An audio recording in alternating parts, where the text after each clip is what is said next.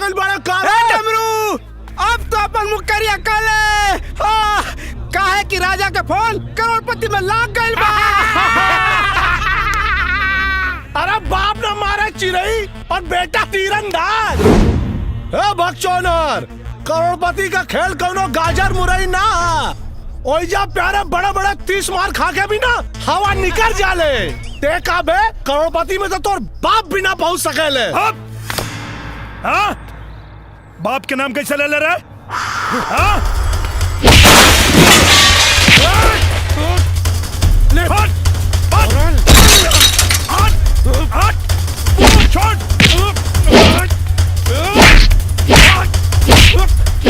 राजा राजा छोड़ो, राजा राजा राजा राजा छोड़ दे।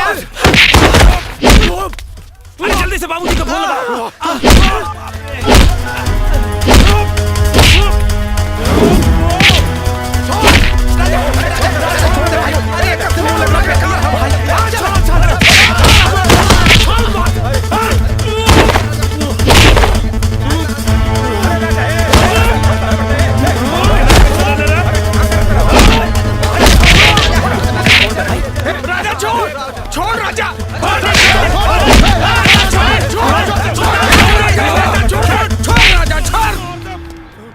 दिन पर दिन तो हरावारा गर्दी बढ़ते जा रहा बा। आए जो यहाँ से जो। बाबूजी ये डमरू अभी कम नहीं के। चुप! पागल। का रे डमरू? दिन पर दिन तोहरा गुंडागर्दी बढ़ते जा रहा बा। चचा हमार गलती ना हुआ तो जोन पागल नहीं। चुप! चल तो यहाँ से। चला ना। चला टोली। हम कुछ हुआ सुने के नहीं चाहत राजा। ब्याह तो तोरा करही के पड़ी। आ जब ले तोहर ब्याह न होकी तबले तोरा नून तेल के भाव के पते न चली। ना कर बिया। अरे कहे न करबे? ना करब तो ना करब। अरे का जिंदगी भर भाड़ बनल रहबे, कहे न करबे ब्याह? पहले हम 7 करोड़ जीतब ओकरे बाद ब्याह करब। हाय देखा बर बर बात बा, बकरी भहरात बा, दिया में तेल ना, अब बाती भहरात बा। अरे करोड़पति जीते खातिर दिमाग चाहिए, ऊ तोरा बढ़ते नहीं थे। 5वीं फेल। करोड़पति जीती है। बाबूजी हाँ। अपने देश में अंगूठा छाप लोग बड़का बड़का काम कैले बा। हम तो वो लोग से 5 करोड़ आगे बानी। देख लिया 7 करोड़ जीतबो करब और हमहू इतिहास बनाई। अरे तो का इतिहास रचे वाला ब्याह न करेला, तोरा ब्याह करही के पड़ी। अरे बाबूजी आज एक करोड़पति में फोन लागला, वो लोग के सवाल के सही सही जवाब देनी है। और माई करोड़पतिया देवी कहली है कि वो लोग जल्दी हमके मुंबई बुलाई। कबले बुलाई? अब 1 महीना के भीतर। अगर 1 महीना के भीतर खबर ना आयल तब? हाँ तो ओकरे बाद जो तू लोग कहब हम कर ले। तो ठीक बा, तू बचल ना कि तू ब्याह करबा।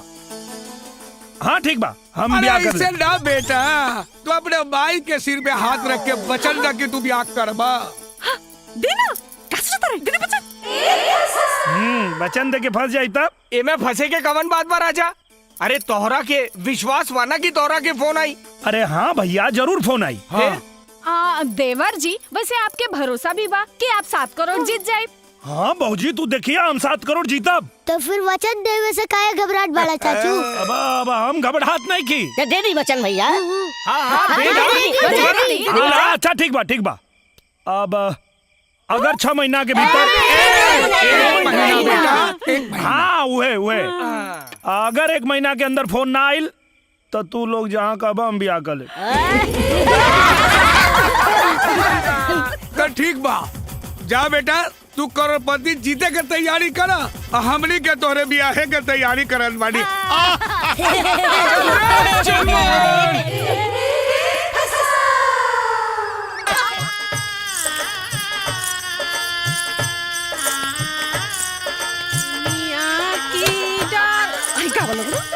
निमिया की डार मैया डालेली झलुआ हो की झूली झूली ना।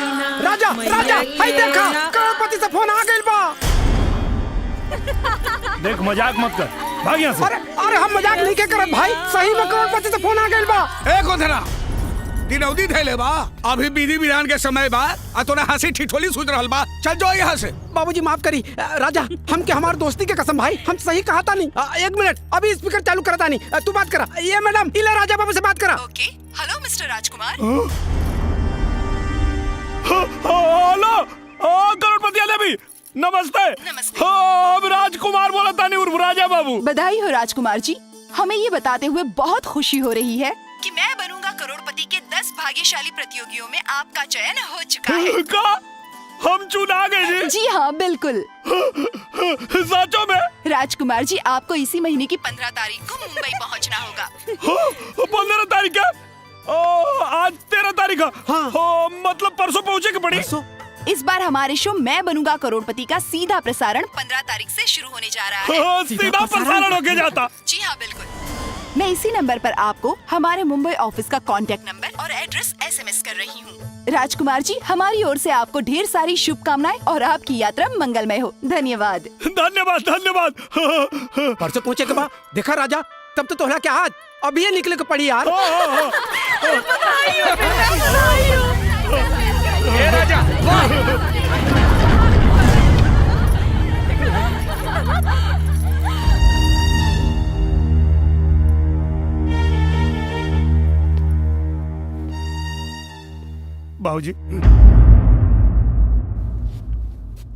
बाबूजी, शरत के अनुसार आपके मर्जी से हम बियाह कर लेनी ना। अब हमरा के करोड़पति खेले जाए थी बाबूजी, हमारा सपना पूरा हो जाए। देख राजा, अरे करोड़पति एगो खेल है, बाकी ब्याह खेल नहीं खेल। एगो बात मालूम बा? अरे कितना अरमान लेके ये लड़की आज हमरा घर में कदम रखला सा। आ तू कहता रे हमरा के जायदा कब बोला, कब न जाते। जब ले ये ब्याहे के पूरा विधि विधान पूरा न हो जाए, तब ले तू कहीं न जाइबे, कहू ना।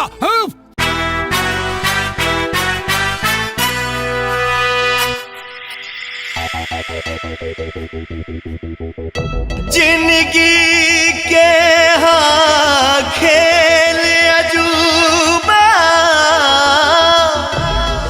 केहू समझ ना पावे, ना इंसान के हाथ बा कुछ, बस सपना लाख सजावे, बस सपना लाख सजावे।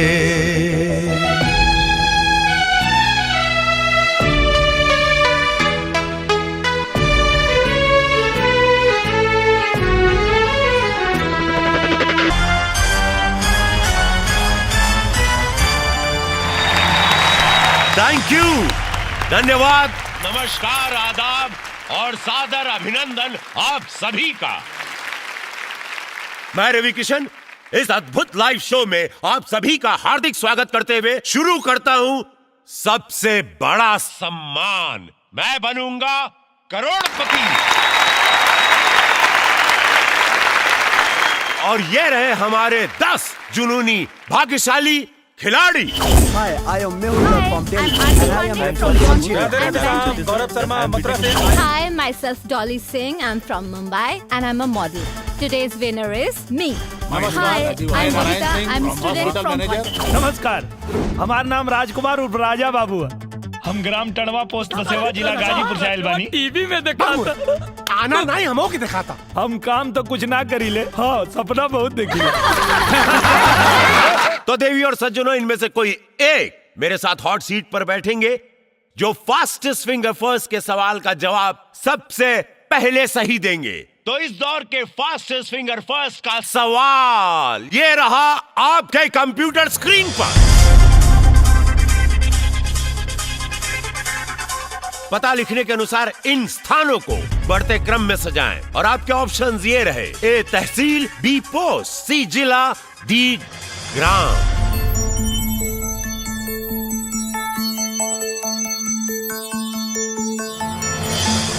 समय समाप्त होता है, देखते हैं सही क्रम क्या है। डी ग्राम, फिर बी पोस्ट, उसके बाद ए तहसील और अंत में सी जिला।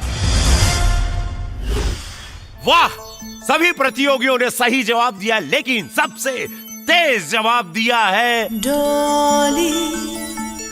श्रीमान राजकुमार जी ने।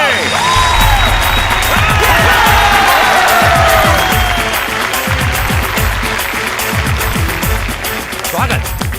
उस्ताद, हॉट सीट पे बैठना मतलब थोड़ा ही 7 करोड़ जीत चाहिए। अरे खाली तो देवी और सज्जनों, आज हमारे सामने गर्म आसन पर विराजमान है टंडवा गाजीपुर उत्तर प्रदेश के 28 वर्षीय श्रीमान राजकुमार जी। उर्फ राजा बाबू। राजा बाबू, स्वागत है आपका। तो राजा बाबू, चलिए आपको इस खेल का नियम बता देते हैं। मत बताइए भैया, हमके कुल मालूम बा। ओके, तो राजा बाबू आइए शुभारंभ करते हैं इस अद्भुत खेल का, जिसका नाम है मैं बनूंगा करोड़पति। तो राजा बाबू, लेट्स प्ले। 10,000 रुपए के लिए पहला प्रश्न आपके कंप्यूटर स्क्रीन पर यह रहा।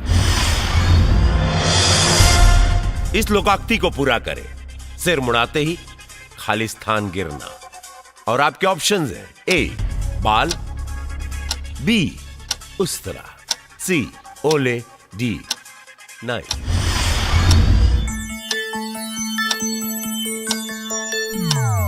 राजा बाबू, क्या हुआ? भैया हम गोदना से पूछ सकीला का? जी नहीं, इसके लिए आपको लाइफलाइन का इस्तेमाल करना पड़ेगा। तो ठीक बात कर दी। टिक टिक महाराज, शांत हो जाइए। तो राजा बाबू बताइए, आप कौन सी लाइफलाइन लेना चाहते हैं? पहला वाला।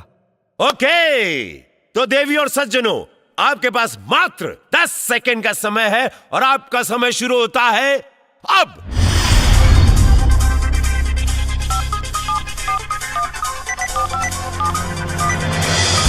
ओके, तो जो ऑडियंस का वोट है उस हिसाब से सबसे ज्यादा सी ओले को 77%, ए को 6%, बी को 6%, डी को 11% मिले। तो राजा बाबू बताइए, क्या आप ऑडियंस पोल के साथ जाना चाहेंगे या? हाँ, ऑडियंस के साथ। हाँ। तो कंप्यूटर महाशय, सी ओले को लॉक किया जाए। बिल्कुल सही जवाब। Well played audience, very well played, very well, thank you, thank you. तो राजा बाबू, आप 10,000 रुपए जीत चुके हैं और साथ ही आपकी एक लाइफलाइन खत्म भी हो चुकी है। तो आप सोच समझकर खेलिएगा बाबू। जी भैया। अब आपके सामने आ रहा है दूसरा प्रश्न 40,000 रुपए के लिए। यह रहा आपके कंप्यूटर स्क्रीन पर। इस ऑडियो क्लिप को सुनकर बताइए कि यह आवाज किस बॉलीवुड अभिनेता की है। Computer ji, please play the audio clip. ओ साहब, कोई अपनी इज्जत पर हाथ डाले मुझे अच्छा नहीं लगता। कोई शक? ओके, आपने ऑडियो क्लिप ध्यान से सुना है। अब ऑप्शन सुन लीजिए। ए मनोज बाजपेयी, बी राज बब्बर, सी मिथुन चक्रवर्ती और डी अमिताभ बच्चन।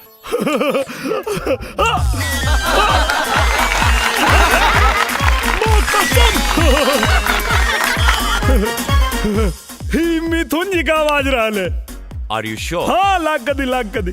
ओके, कंप्यूटर महाशय, सी मिथुन चक्रवर्ती को लॉक किया जाए।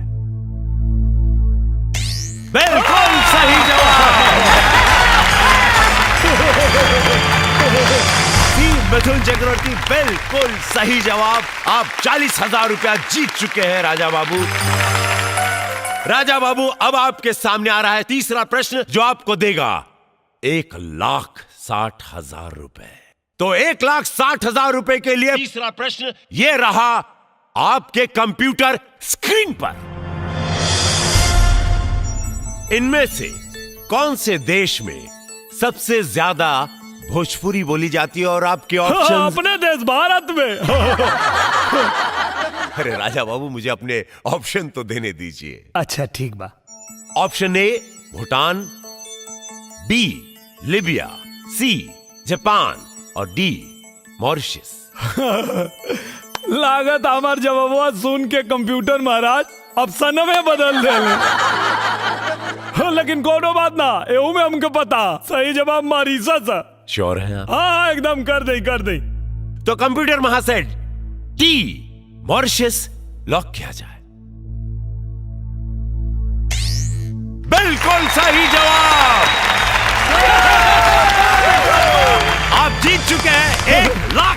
1,00,000 रुपए। तो राजकुमार जी हम बढ़ते हैं अगले प्रश्न की ओर जो आपको देगा 6,40,000 रुपए। चौथा प्रश्न ये रहा कि कंप्यूटर स्क्रीन पर सन 1965 हिंदुस्तान पाकिस्तान के युद्ध में हिंदुस्तान के किस वीर सिपाही ने पैटर्न 7 टैंक्स उड़ाए थे? और आपके ऑप्शन है राजा बाबू। ए संग्राम सिंह, बी अब्दुल हमीद, सी वीर बहादुर सिंह या डी फारूक अंसारी। वीर अब्दुल हमीद पे लगा दी। आर यू श्योर? हाँ। ओके कंप्यूटर महाशय, बी अब्दुल हमीद पर ताला लगाया जाए। बिल्कुल सही जवाब। वेल प्लेड राजा। बहुत बढ़िया राजा बाबू। बस मैं ये जानना चाहता हूं कि कैसे आपको ये हाँ, अरे उनके पता गाना बनला। अरे खुनावा के होली खेलले भूली गईले ईद के 65 के क्रांति नामे अब्दुल हमीद के 65 के क्रांति नामे। टीवी बंद कर रे। बंद कर टीवी रे। और वो आपके सामने आ रहा है 5वां प्रश्न जो आपको देगा। लाइट क्या ये क्या कर रहा था? अरे चुप।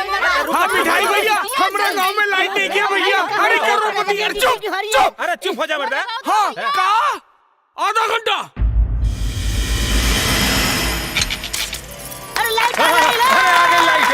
राजा बाबू अब आपके सामने आ रहा है 10वां प्रश्न जो आपको देगा 50 लाख रुपए। यह रहा आपके कंप्यूटर स्क्रीन पर। ऐसी कौन सी सेवा उपलब्ध है जो बैंक बंद होने के बाद भी कहीं भी किधर भी पैसे भेज सकते हैं, वो भी बिल्कुल सुरक्षित? और आपके ऑप्शन है राजा बाबू। ए दोस्त द्वारा, बी मनी ऑर्डर द्वारा, सी हवाई जहाज द्वारा या डी वोडाफोन एम पैसे द्वारा। हाँ भैया इता वोडाफोन एम पैसा। हमारे गांव के जितना लोग बाहर कमाए गए शहर में सब लोग वोडाफोन एम पैसा से पैसा भेजे लगा में। हाँ, इस सर्विस से सब लोग बहुत खुश बा। कहे कि पैसा भेजे का ये बहुत सरल तरीका। तो लॉक कर दिया जाए। हाँ लाख कर दी। ओके तो कंप्यूटर महाशय डी वोडाफोन एम पैसे को लॉक किया जाए। बिल्कुल सही जवाब। आप जीत चुके हैं 50 लाख रुपए। बहना चिंता मत करो बहना, ये ना पानी का बुलबुला है बहना, पानी का बुलबुला। ये बहुत जल्दी आएगा, तुम्हारा नंबर लगेगा बहना। हाँ। 50 लाख रुपए का ये चेक आपके नाम। तो समझे, 1 2 3 घर वालों का नंबर डालो, क्रम डालो, सीक्रेट पिन डालकर सेंड दबाओ। सही में एकदम अद्भुत सर्विस। आप चाहे तो घर जा सकते हैं, चाहे तो आप अगला पड़ाव खेल सकते हैं। हम जोड़े खातिर आइल बानी, खेलो। ओके जिला जवान का नाम रोशन करके आवा भाई। अब आपके सामने आ रहा है 11वां प्रश्न, वो भी 1 करोड़ रुपए के लिए। 1 करोड़ रुपए के लिए ये रहा प्रश्न आपके कंप्यूटर स्क्रीन पर। 26 जनवरी 2015 को किस देश के राष्ट्रपति भारत आए थे? और आपके ऑप्शंस हैं ए अमेरिका, बी चाइना, सी पाकिस्तान या डी जापान। क्या हुआ राजा बाबू, इस तरह सर पर हाथ क्यों रख दिए? अरे भैया 26 जनवरी के झंडा रोड हम देखे वाला रानी टीवी पर, बाकी गोदना की वजह से ना देख पाऊनी। क्या हुआ था? सवेरे सवेरे हमके लेके चल गल नदी पर अपने गर्लफ्रेंड से मिलावे। अरे गोदना रुक, आज हम तो क्या बताओ।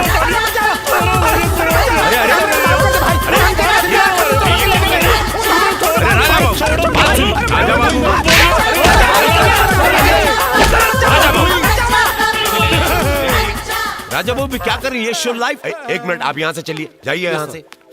राजा बाबू ये शो लाइव चल रहा है, आपके इस अभद्र व्यवहार के कारण आपको इस शो से हम निकाल सकते हैं। ऐसी कोई बदतमीजी नहीं होगी। ओके बैठिए आप।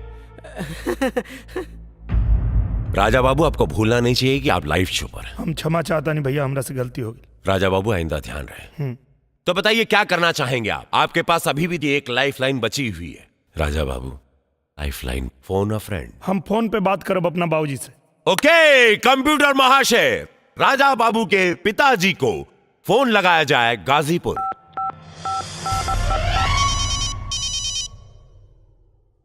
हेलो बालाजी, बाबूजी, मैं बनूंगा करोड़पति से बोला था रवि किशन। हाँ रवि किशन जी, खुश रही बाबू। मैं बनूंगा करोड़पति से आपका स्वागत है। धन्यवाद धन्यवाद। हाँ, अच्छा तो बाबूजी जैसे जनता हो कि आपका लेकर राजा बाबू हर मैं बनूंगा करोड़पति में खेलत बाड़न और बहुत बढ़िया खेलत हैं। 50 लाख रुपया तक जीत चुकल बाड़न। अब उनके सामने जौन सवाल आयल बाटे वो 1 करोड़ का बा और हमके पूरा यकीन बाटे कि आप उनके 1 करोड़ के सवाल में मदद करबा। हाँ।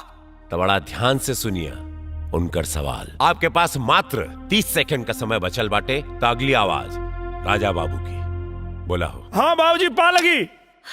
अरे खुश रहा बचवा, खुश रहा। अरे रुका, खाना वाना खैला कि ना? अरे माई, अब जल्दी से बाबूजी के फोन दे, समय कम है।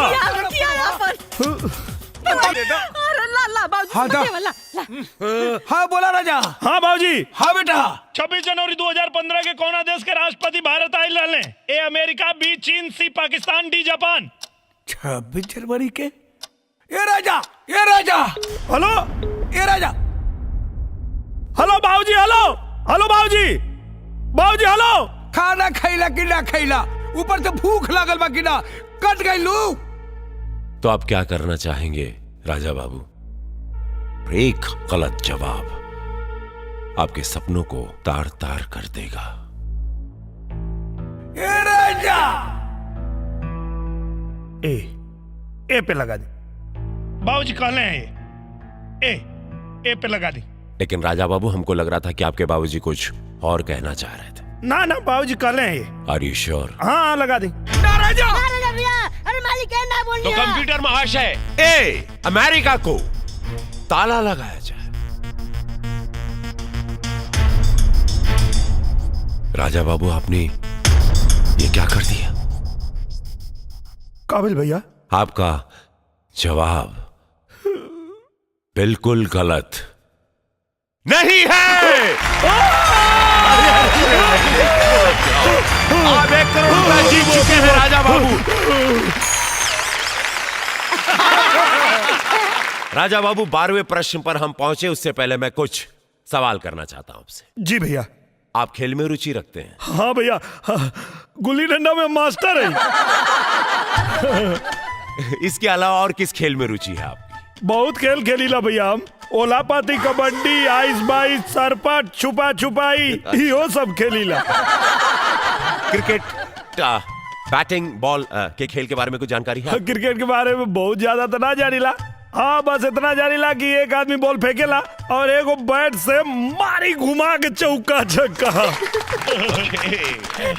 बहुत अच्छा, बहुत अच्छा। तो राजा बाबू, अगला 12वां प्रश्न आपको देगा 3 करोड़ रुपए। तो 3 करोड़ रुपए के लिए 12वां प्रश्न ये रहा आपके कंप्यूटर स्क्रीन पर। हाँ, तो राजा बाबू, एक दिवसीय अंतरराष्ट्रीय मैचों में सर्वाधिक व्यक्तिगत स्कोर कितना है? और आपके ऑप्शन है राजा बाबू। ए 262 रन, बी 264 रन, सी 266 रन या डी 268 रन। का भैया, हम कहनी है कि क्रिकेट के बारे में ज्यादा जानकारी ना तो क्रिकेट के बारे में पूछ देनी। इस सवाल बदल दी भैया। बदल दी ना भैया, प्लीज। अरे वो गिल्ली डंडा से ज्यादा कुछ खेल में ना खेला, क्रिकेट का जवाब कहाँ से दी? देखिए राजा बाबू, सवाल मैं नहीं, सवाल कंप्यूटर महाशय करते हैं, इसीलिए क्षमा चाहते हैं। सवाल बदल नहीं सकता। का कंप्यूटर महाशय, हमरा से कोनो दुश्मनी बा का? देखिए राजा बाबू, कंप्यूटर महाशय की ना किसी से दोस्ती है ना दुश्मनी, और वैसे भी आप जैसे खुश दिल खुश मिजाज इंसान के साथ किसी की कैसे दुश्मनी हो सकती है बताइए? ये बात ना भैया, हमरो एगो दुश्मन है डमरुआ। हम आवत रहनी खेले तो कहलस कि तू 7 करोड़ तक का 7 गो बार भी ना जीत पा। 7 करोड़? फोन पे को सवाल के जवाब का दे दले ते अपने आप के रोहित शर्मा बुझाता रे कार है जवान एक दिन में 264 रन मार ले रहा है। अरे 7 करोड़ ना, 7 को 12 ना उखाड़ पाई बे है। भैया 264 पर लगा दी। Final answer Raja Babu? हाँ हाँ एकदम फाइनल। कंप्यूटर महाशय, बी 264 को लॉक किया जाए। राजा बाबू, क्या हो गया आपको? आप इतना बढ़िया खेल रहे थे और इतना बढ़िया खेलते हुए आप यहां तक पहुंचे हैं। आपका जवाब राजा बाबू बिल्कुल सही है। अरे आप जीत चुके हैं 3 करोड़ रुपया राजा बाबू, जो मैं साइन कर चुका हूं, और ये चेक 3 करोड़ रुपए आपके हो चुके हैं। लीजिए, बधाई हो। भाई राजा बाबू, मैं चाहता हूं कि ये चेक मैं अपने पास सुरक्षित रखूं। हाँ। लेकिन मैं जानना चाहूंगा कि कैसे? क्रिकेट के बारे में तो आपको जानकारी नहीं। वो हमारे को दुश्मन है, डमरुआ।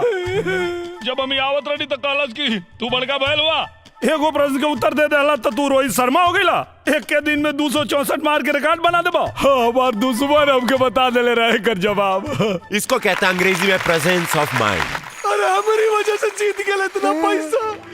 राजा बाबू, अब आपके सामने आ रहा है 13वां प्रश्न और आखिरी प्रश्न। 7 करोड़ रुपए के लिए ये रहा आपके कंप्यूटर स्क्रीन पर। अमेरिका के किस यूनिवर्सिटी में श्रीमद् भागवत गीता पढ़ाई जा रही है?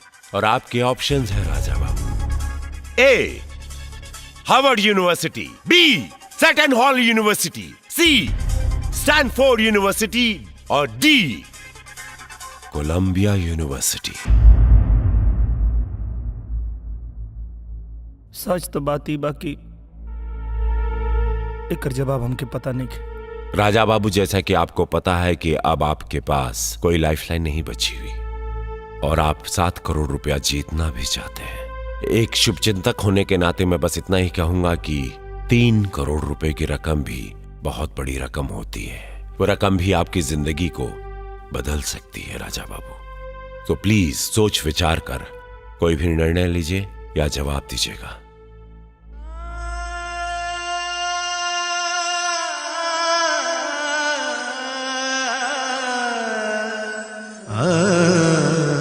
जहिया 7 करोड़ जीतब ना तो तू आ भाऊजी रबड़ बटोर के रख ला, दोनों जानी रुपया पर रबड़ चढ़ाई। अरे करोड़पति जीते खातिर दिमाग चाहिए, उतना बढ़ते नहीं थे। 5वीं फेल। देख लिया, 7 करोड़ जीतबो करब और हमहू इतिहास बनाई। जब करोड़पति वाला सवाल पूछिए ना तो कुल हेकड़ी पानी के बुलबुला नियन फूट जाई। अगर ते हार गईले तो जूता का माला तोड़ा के हम पहराई।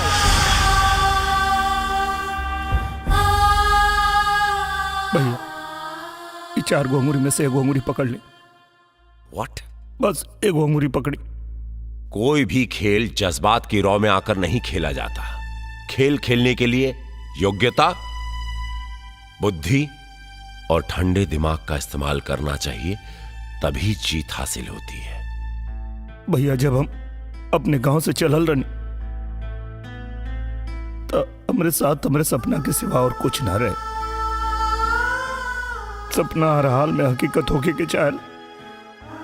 7 करोड़ जीतल तो बहुत दूर के बाद हमारा औकात मंच तक आवे के भी ना रहे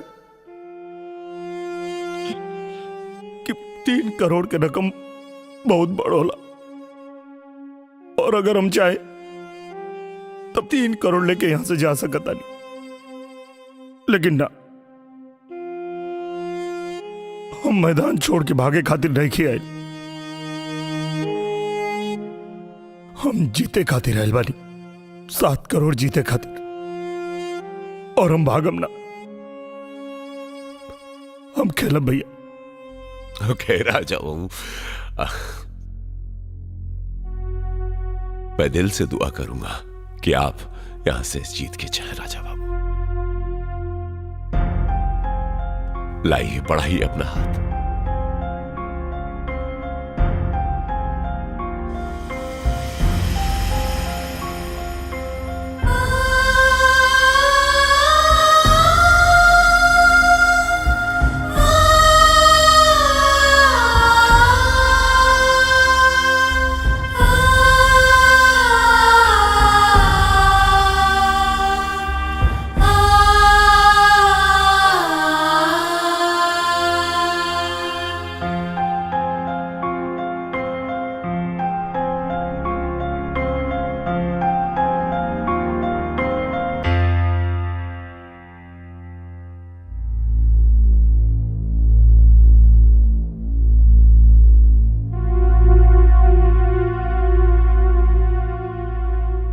बी पे लगा दी भैया। अब श्योर जी। कंप्यूटर महाशय, बी सेटन हॉल यूनिवर्सिटी पर ताला लगाया जाए।